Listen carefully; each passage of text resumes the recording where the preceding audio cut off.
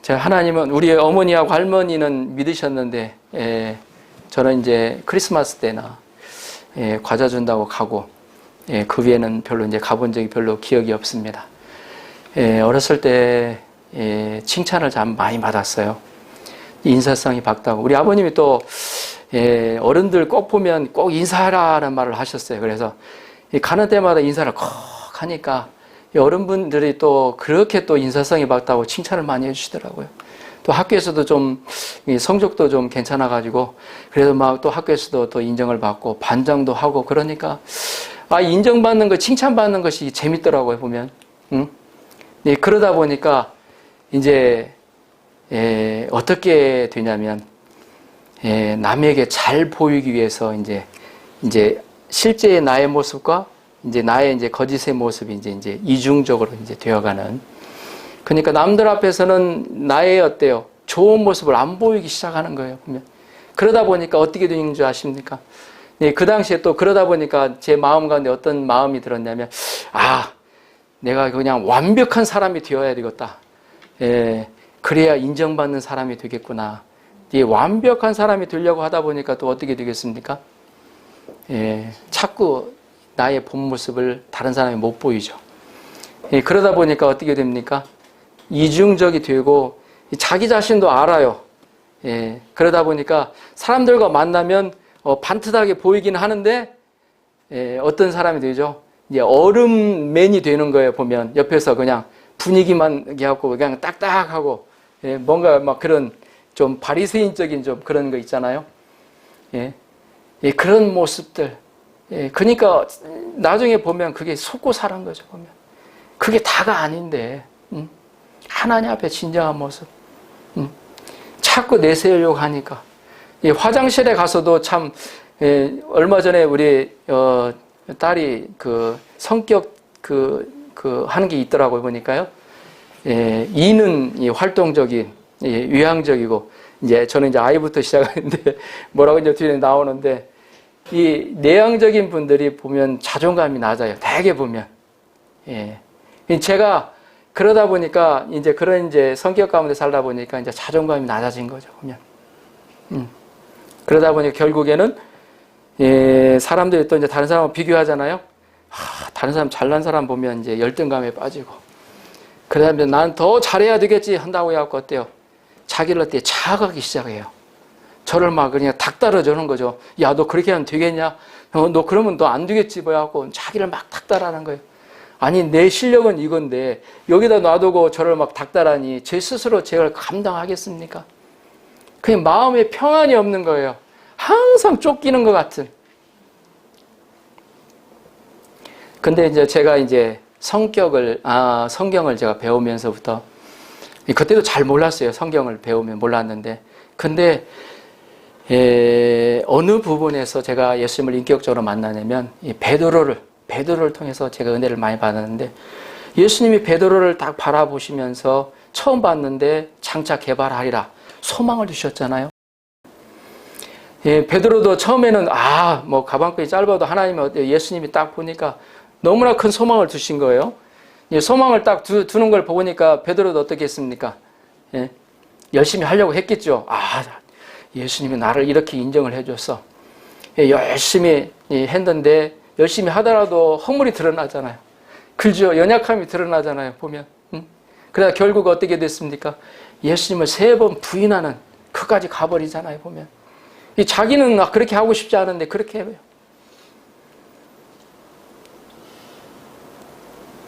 근데 제가 그 부분에서 뭘 알게 되냐면 그런 모습과 또 사도행전의 베드로의 모습을 보면서 하나님은 한 사람을 보시되 큰 소망 가운데 부르신다는 것.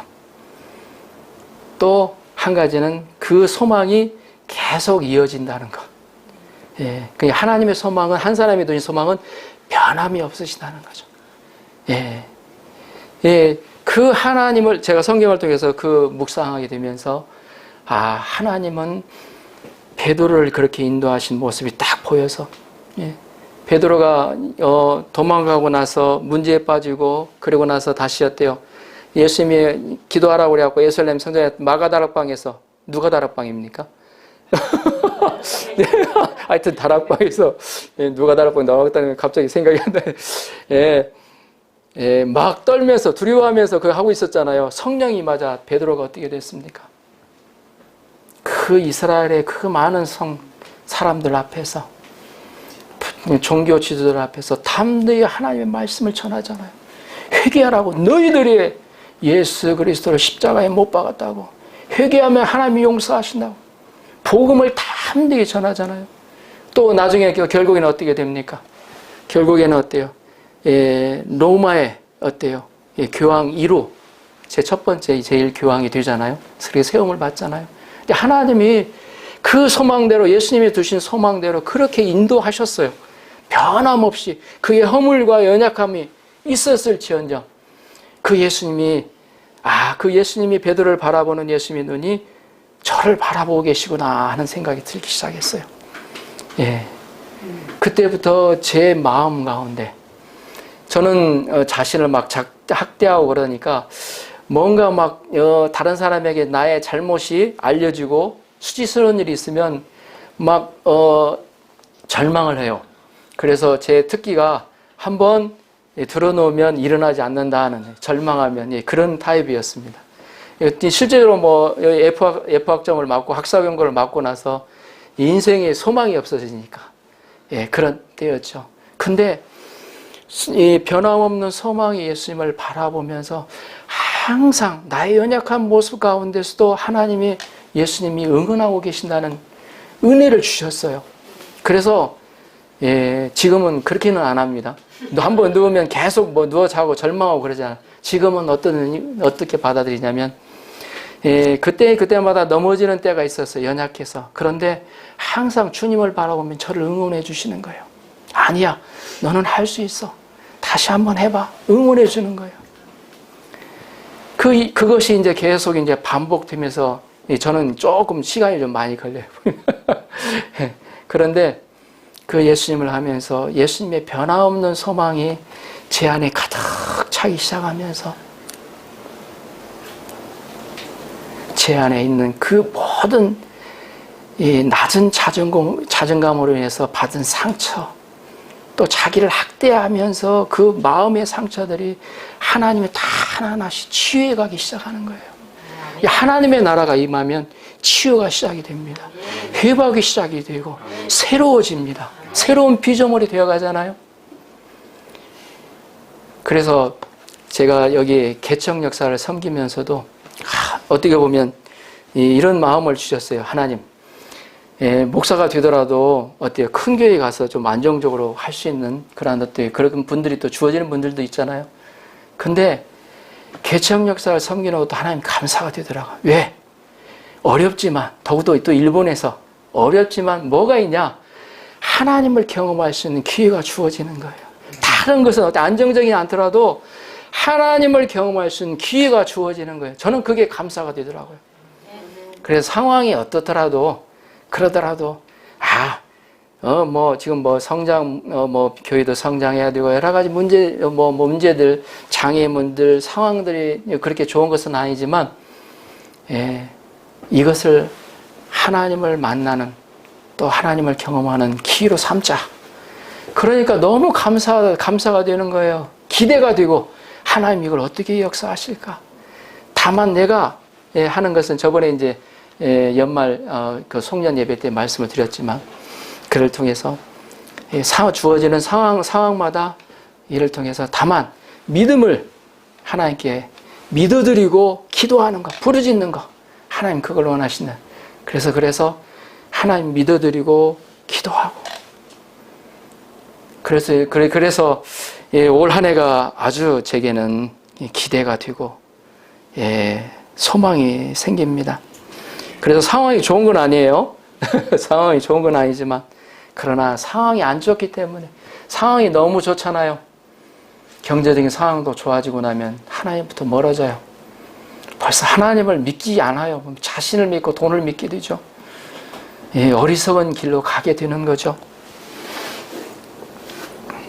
그 은혜를 주신 게 감사하고, 또 작년부터는 제 안에 어떤 하나님을 많이 주시냐면 전능하신 하나님으로, 천지를 창조하신 하나님으로 가득 채워주시고 계셔요. 그게 너무나 제게는 은혜가 되는 거예요. 사실 보면 교회를 개척하다 보니까 교회 건물도 좀 생각을 해봐야 되고 앞으로 그런 것까지 한번 내다보면 생각해야 되잖아요. 책임자잖아요. 그래도 제가 책임자인데. 근데 교회 건물들을 찾아보면 너무 제가 이렇게 믿음이 있다가도 이렇게 쭉 떨어지는 거예요, 보면. 아니, X를 보내보니까, 내 능력은 이거 안 될 것 같은데. 근데 사실, 자기 능력은 안 되죠. 그냥 하나님 건데. 그 믿음을 올려드리고 그래야 되는데. 그러니까 막, 부동산 한번 찾아보다가 또 뚝 꺼지고 막 이런 것들이 이제 반복되고. 근데 아니다. 하나님은 어때요? 예수님도 그러셨잖아요. 보면 굴러가는 돌이라도 어때요? 아브라함의 자손이 되게 하실 수 있다고 그러셨잖아요. 에스겔서 37장 마른 뼈들이 어때요? 하나님의 군대로 하나님이 말씀하시면 오늘이라도 그 역사가 일어나게 된다는 것입니다. 이 하나님이 막 제 마음가운데 채워지니까 상황이 그렇게 보이지 않더라고요. 하나님 또 어떻게 갑작스럽게 또 역사하실지 모른다 하는 기도 제목 가운데 작년 10월에 보니까 이 예배가 성장이 없어요. 그러다 보니까 내 기도 제목도 다시 잡아야 되는가 그런 생각하다 아니다. 전능하신 하나님 바라보면서 하나님은 내일이라도 역사하시면 이 문제는 그대로 기도 제목은 하나님 허락해 주신다. 그런 기도 제목 가운데 하나님을 믿어드렸죠. 그러니까 참 12월 마지막 송년 예배 때 하나님 또 추수감사 예배도 그러지만 축복해 주시더라고요. 채워주시더라고요. 보면 이 하나님을 바라보니까 하나님 기대가 되는 거예요. 이 상황 가운데서 하나님이 어떻게 역사해 주실까. 너무 감사하죠.